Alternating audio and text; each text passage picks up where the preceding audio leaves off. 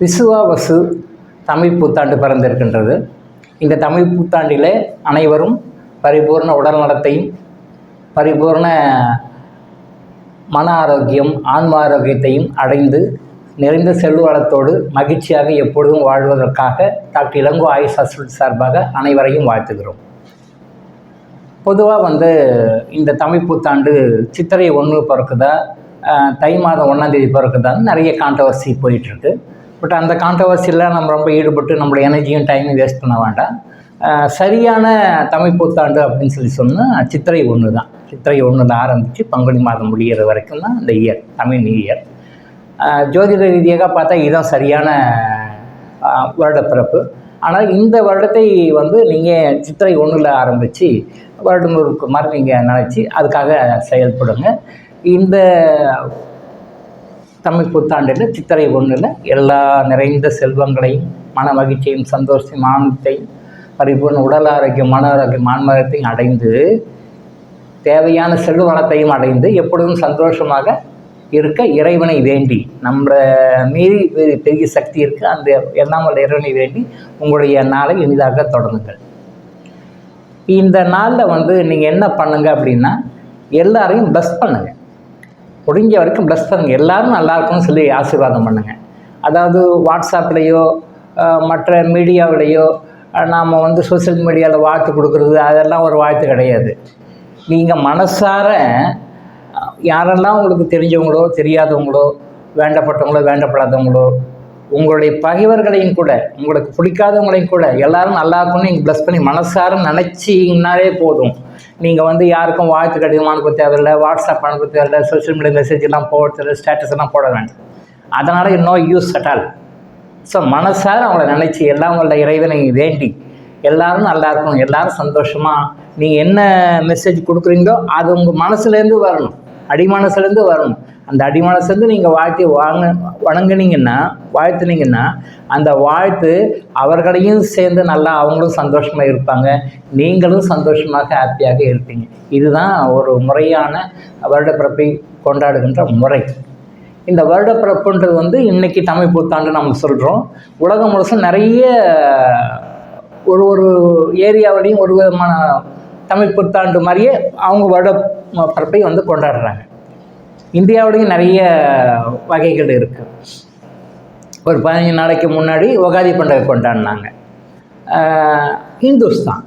But இன்றைக்கி தமிழ் புத்தாண்டு கொண்டாடுறாங்க.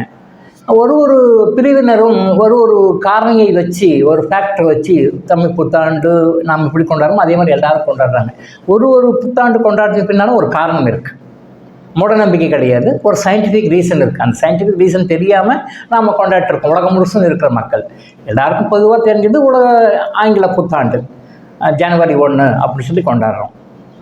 அதே மாதிரி உலகத்தில் இருக்கிற நிறைய பிரிவுகளில் நிறைய மதங்களில் நிறைய பிரிவுகளில் வெவ்வேறு புத்தாண்டு எந்த புத்தாண்டாக இருந்தாலும் அந்த புத்தாண்டு ஒரு காரணத்தோடு தான் இருக்குது. அவங்க அந்தந்த நம்பிக்கைக்கு தகுந்த மாதிரி அந்த புத்தாண்டை அவங்க கொண்டாடலாம். ஸோ புத்தாண்டை என்ன பண்ணணும்? ஜஸ்ட்டு எல்லோரும் நல்லா இருக்கணும்னு ப்ரே பண்ணணும். அன்றைக்கி தயவு செய்து நோய்களுக்காக எந்த மருந்தையும் சாப்பிடாதீங்க. நீங்கள் மருந்து சாப்பிட்றவங்களா இருந்தால் அன்றைக்கி ஒரு நாளைக்கு பிரேக் கொடுங்க. ஒரு நாள் கூட பிரேக் கொடுக்கக்கூடாது, ஒரு நாள் சாப்பிடாம இருந்தால் கூட பிரச்சனை ஆகிடும் அப்படின்னு சொல்லி டாக்டர் சொன்னால் அப்படிலாம் ஒன்றும் பயப்படாதுங்க. அப்போல்லாம் ஒரு நாள் ஒன்றும் ஆகாது. முடிஞ்ச வரைக்கும் வருஷப்பிறப்பில் நீங்கள் மருந்து சாப்பிட்றத அவாய்ட் பண்ணிங்க அப்படின்னு சொன்னால் உங்களுடைய நோய்கள் சீக்கிரம் குணமாகும். இதுக்கு பின்னால் ஒரு சயின்டிஃபிக் ரீசன் இருக்குது, பின்னாடி பேசுவோம். ஸோ வருடப்பிறப்பு நாளில் நீங்கள் ஒரு நோய்க்காக மருந்து எடுத்தீங்கன்னா அந்த மருந்தை எப்பவுமே சாப்பிடக்கூடிய ஒரு நிலை உங்களுக்கு எப்பவுமே இருக்கும். ஆனால் தயவு செய்து நோயாளிகளாக இருந்து நோய்க்காக மருந்து சாப்பிடுவங்க இன்றைக்கி ஒரு நாளைக்கு எந்த காரணத்தை கொண்டு மருந்து சாப்பிடாதீங்க. ஒன்றும் ஆகிடாது. நீங்கள் நினைக்கிற மாதிரிலாம் ஒன்றும் ஆகிடாது. சார் டாக்டர்ஸ் பயமுத்த மாதிரிலாம் ஒன்றும் ஆகாது. ஒரு நாள் இன்றைக்கி விட்டுடுங்க, நாளைக்கு சாப்பிடுங்க. இப்போ என்ன வருஷப்பிறப்பில் நம்ம அதை அவாய்ட் பண்ண என்ன பண்ணோம்? அதுக்கு அவாய்ட் பண்ணுற மாதிரியான சூழ்நிலை நமக்கு வரும். அவாய்ட் பண்ண மாதிரி சூழ்நிலை போதுனா என்ன அர்த்தம்? அப்போ நோயால் நம்ம பாதிக்கப்பட்டு ஆரோக்கியமாக இருக்குன்னு அர்த்தம். ஸோ ஆரோக்கியத்தை வரவைப்பதற்கு இந்த நாளில் முடிஞ்ச வரைக்கும் எந்த வகையான மருந்தையும் உட்கொள்ளாதீங்க. எந்த வகையான மருத்துவ சிகிச்சையும் மேற்கொள்ள வேண்டாம். சர்ஜரி பண்ணுறது, டாக்டர்கிட்ட போய் அப்பாயின்மெண்ட் வாங்கி இன்றைக்கி டாக்டர் கவுன்சிலிங் கொடுக்குறது, இந்த மாதிரி நெகட்டிவான விஷயங்கள். டாக்டர்கிட்ட போய் ட்ரீட்மெண்ட் எடுக்கிறது பாசிட்டிவான விஷயமா? இல்லையே, நெகட்டிவான விஷயம்தான்.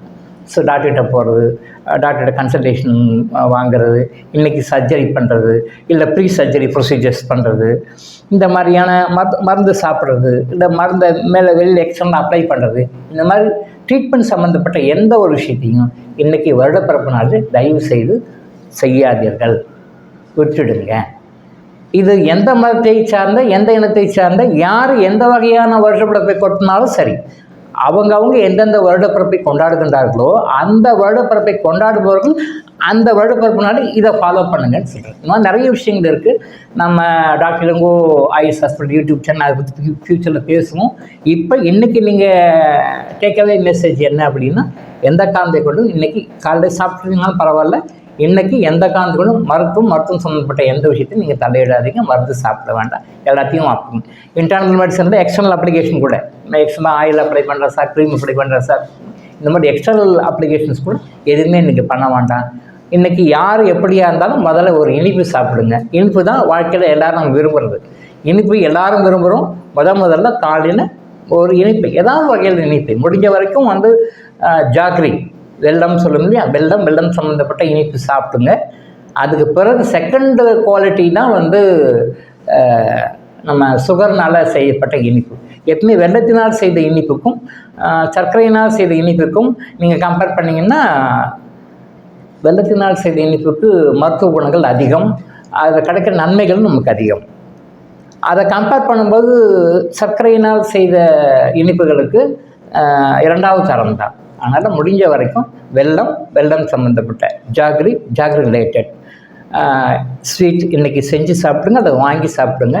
வாங்கி சாப்பிட்டு இந்த புது வருட நாளை இனிமையாக தொடங்குங்கள்.